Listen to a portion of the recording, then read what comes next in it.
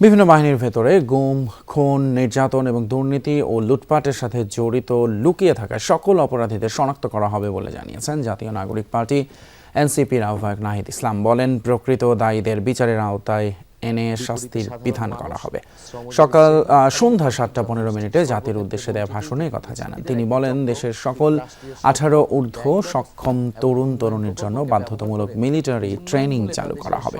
তিনি আরো বলেন, ঘুষ, দুর্নীতি ও রাষ্ট্রীয় সম্পদ লুটপাটের সংস্কৃতির অবসান ঘটিয়ে অর্থনৈতিক বৈষম্য বিলোপের মাধ্যমে ন্যায় বিচার প্রতিষ্ঠা করা হবে। নাহিদ ইসলাম স্বাস্থ্য খাত নিয়ে বলেন, সরকারি চাকরিতে নিয়োজিত কোনো ডাক্তার বা নার্স অথবা স্বাস্থ্যকর্মীর বাইরে প্রাইভেট প্র্যাকটিস করতে পারবে না। সরকারি হাসপাতালেই সরকার নির্ধারিত ভিজিট নিয়ে রোগী দেখার ব্যবস্থা করা হবে।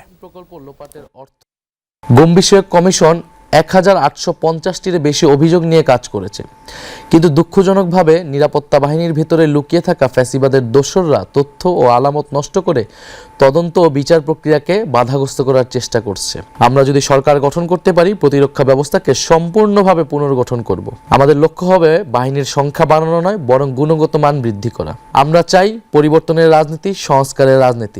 বাংলাদেশকে দুর্নীতিমুক্ত, বৈষম্যমুক্ত এবং আধিপত্যবাদ মুক্ত একটি ন্যায়ভিত্তিক রাষ্ট্র হিসেবে প্রতিষ্ঠা করাই আমাদের উদ্দেশ্য।